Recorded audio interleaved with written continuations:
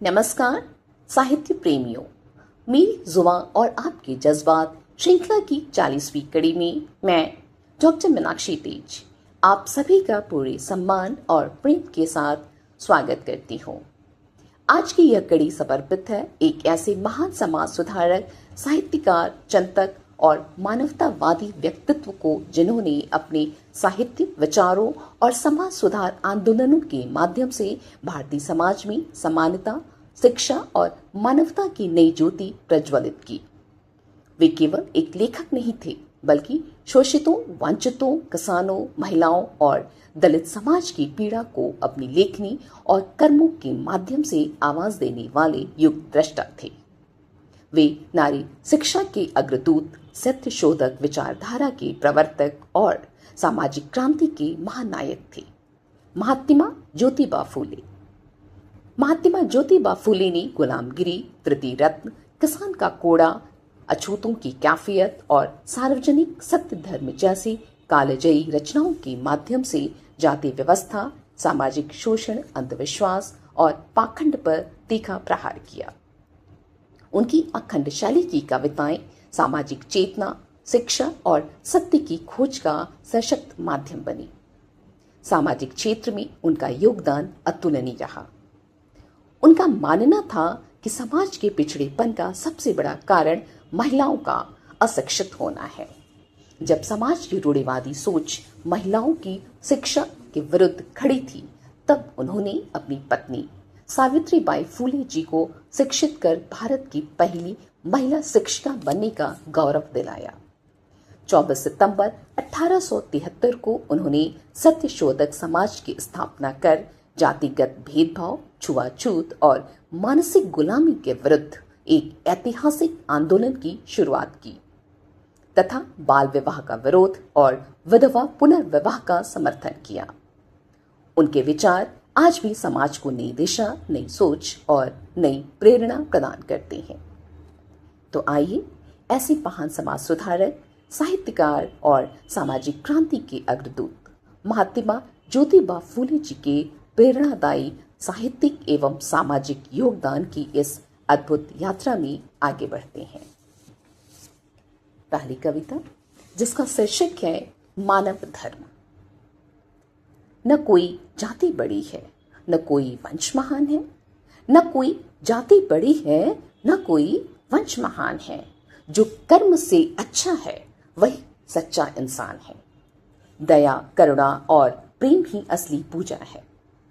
दया, करुणा और प्रेम ही असली पूजा है। मानव सेवा से बढ़कर धर्म न कोई दूजा है। रूढ़ियों की बेड़ियों को मिलकर काटना होगा। रूढ़ियों की बेड़ियों को मिलकर काटना होगा। हर इंसान को गले से लगाना होगा। दूसरी कविता, जिसका शीर्षक है श्रम की महिमा। पसीना बहाकर जो अन्न उगाता है, पसीना बहाकर जो अन्न उगाता है, वही इस धरती का भाग्य बढ़ाता है। हल चलाने वाले के हाथों में जो छाले हैं, हल चलाने वाले के हाथों में जो छाले हैं, वही असली देश के रखवाले हैं। शोषकों की तिजोरियां खाली होंगी एक दिन। शोषकों की तिजोरियां खाली होंगी एक दिन। श्रम का सम्मान ही सबसे बड़ा धर्म है इस दिन। तीसरी कविता, जिसका शीर्षक है नारी शिक्षा और सम्मान। आधी दुनिया को तुमने अंधकार में रखा। आधी दुनिया को तुमने अंधकार में रखा। नारी को शिक्षा के अधिकार से वंचित रखा।